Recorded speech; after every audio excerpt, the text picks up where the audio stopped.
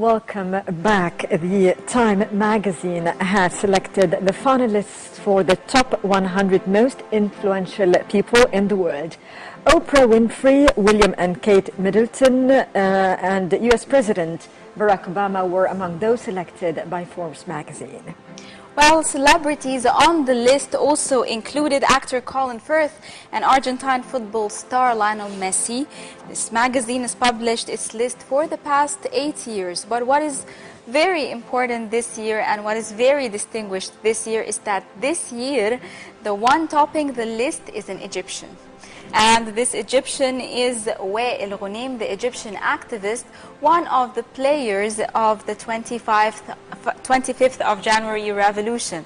Of course, we're going to be talking more about that with Dr. Mona Al-Arishi, the human development expert. Good morning. Good morning. How are you? Thank you so much for being with us this morning. First, let's start with shedding more light on the importance of the list by the Time magazine and the criteria for choosing the persons or characters. I believe the importance of this list is that all the people on that list do change.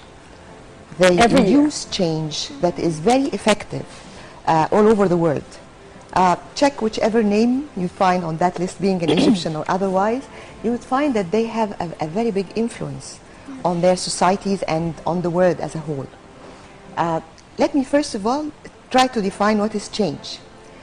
Change can either be a drastic change, a revolution-like thing, or just a small, incremental, softly happening change.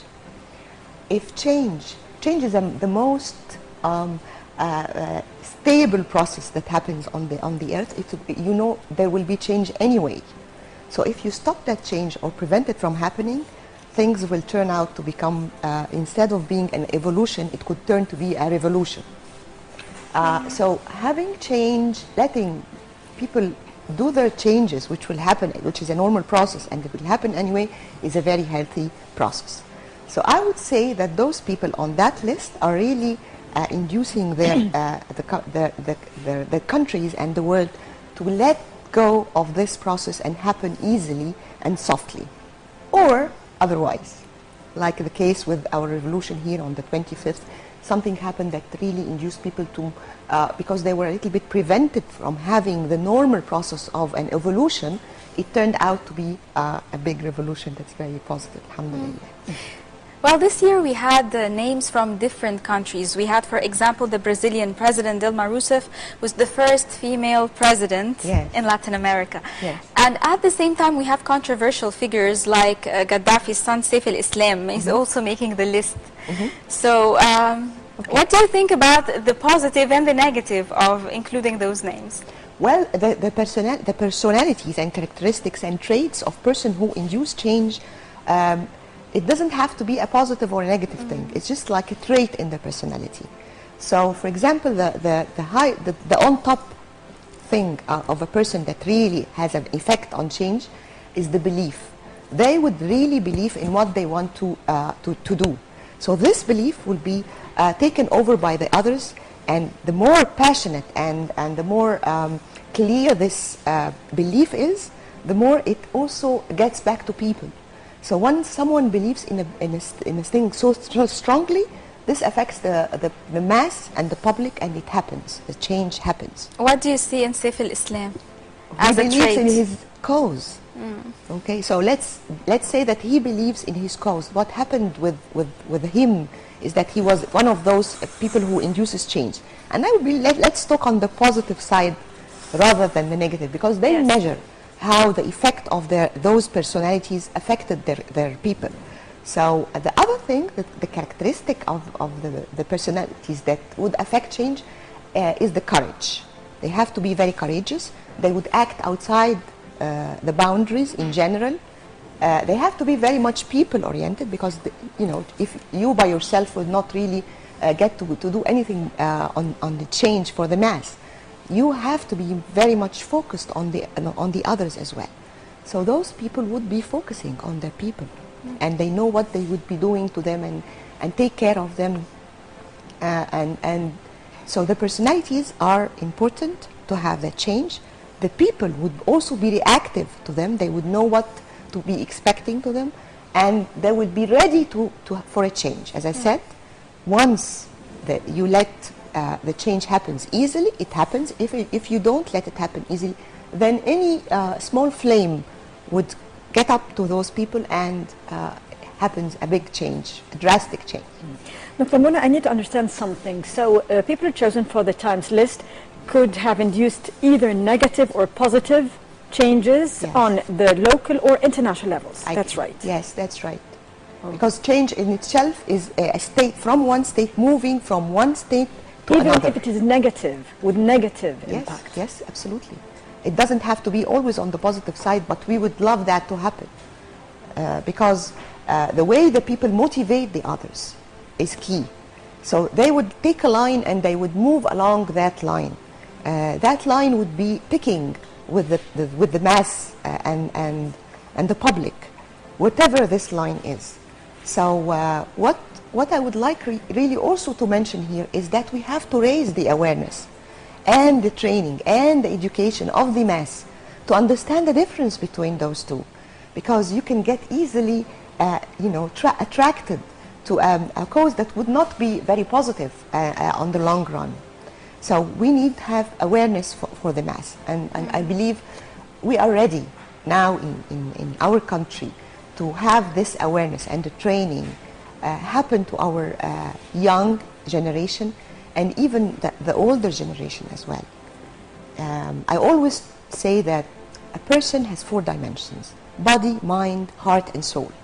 And that when we work on the awareness and the training for a person, we have to work on the 4 dimensions in the same time to make sure that the stability and the balance of the person is maintained. Think of a giant who's very strong and he doesn't really have a strong mind or a strong soul or a strong heart, then it will be, he or she will be easily led towards any objective or cause that would not really be very positive.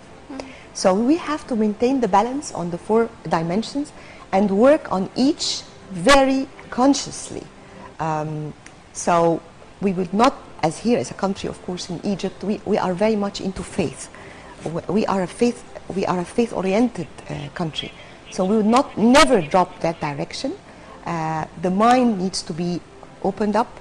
We need to start giving our children, our youth generation, and even the older generation, people in the 30s and the 40s and even the 50s, more awareness on how to think, how to have a strategy in their lives, how to induce change personally. So taking change from the other dimension, I would love to see my country having each person know where they are going. So where I am today, where I need to be, what I need to do to be there, and also monitor my progress towards a positive and really effective change for myself or for my country. So if we want to make this list, what, as a human development expert, what advice would you give us? We have to start on all, as I said again, all the generations. Of course, definitely schools. The preschool, school, university level, postgraduates, you have to start there. And then the curriculum for the education would have to have the 4 topics we were talking about to address the body by giving them the right exercise, the sports, the nutrition, how to understand their bodies, how to understand where they are going and why on the body level. The second thing is the mind, again, as I said. The training and the openness of the mind should include things like project management, time management, change management in the education itself. It doesn't only have to be a vocational training directed to a specific technical topic. People has to understand that the personality development is very important, and this would go hand in hand with the vocational and technical training. The people who are really successful have skills that we call soft skills, and those people are also able to induce change and lead their countries.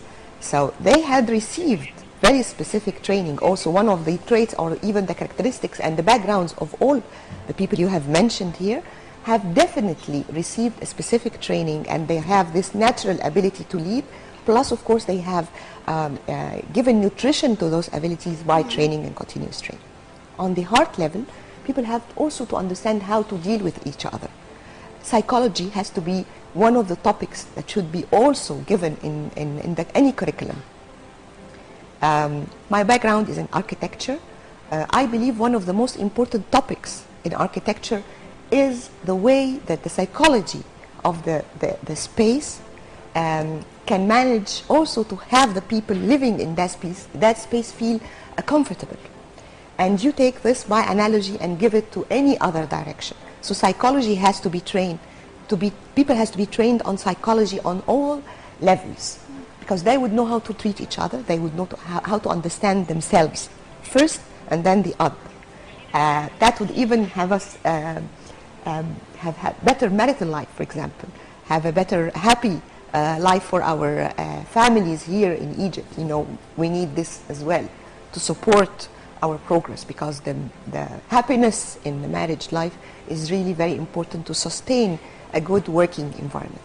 And last but not least, as I said, is the soul, ethics, values, of course our religion. I would say also how to behave. Your behavior is very important in the streets, in the way you tackle yourself among others. The Egyptians has really given a standard that we need to maintain in our future. And this critical point of time in life, we have to really stick to where we were during the revolution. Akhlaq al-Midan was there. We need to go back to it. We need to not to let go of this moment, this golden, beautiful moment where we all were really Egyptians. Dr. Mona Arishi, many believe that there were many impediments before Egyptians to excel and show their capabilities over the past years because of some conditions in society during the past 30 years, notably. Right. Do you think that in the coming period we might see more and more Egyptians on international lists of honor? Yes, I would believe that to happen. I think we have the history, the genes, the background, the skills, the abilities, the capabilities, and now we have the opportunity. So given all that together, I think we will be excelling. Our country is there on the map now. We have to work more, okay? I think in the behavior of work, respecting work ethics is very important. This is very easy to be, people can be trained easily on those things once they understand the value of that. Syndicates should be there also to give a hand, because the syndicate is the legal and the logical way for anyone who wants to present their requirements and needs. And through the syndicates, if we have strong syndicates as well, we can present our causes to our country legally. So I would say that the work ethics is one of the behaviors we have also to be aware of and to include in our daily activities.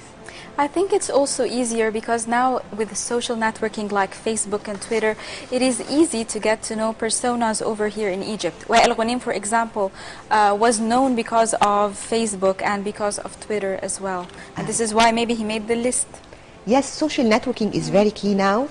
We need social network to be one of the tools that all the Egyptians can use. The percentage using Facebook is quite high in Egypt. However, we still need that to reach across all the Egyptians. So again, I go back to education and awareness. Computer literacy and the impact of social networking can really be outreached all over the country through education and training. So computer literacy is one of the awareness topics, I would say, that are on top of the citizenship training. Many organizations now are working on. Because this is a way of asking people to become aware. Literacy itself should be there before computer literacy, of course. But then people are very smart. They would get there very quickly. Dr. Mona Arishi, a human development expert, thank you so much for being with us this morning on Breakfast Show. Thank you. And I think this brings us to the end of this edition of the Breakfast Show. I'd like to thank Hind very much. Thank you, Hind. Thank you, Ratwa. And thank you, Dr. Mona. And of course, to all our viewers, we wish you a very good morning.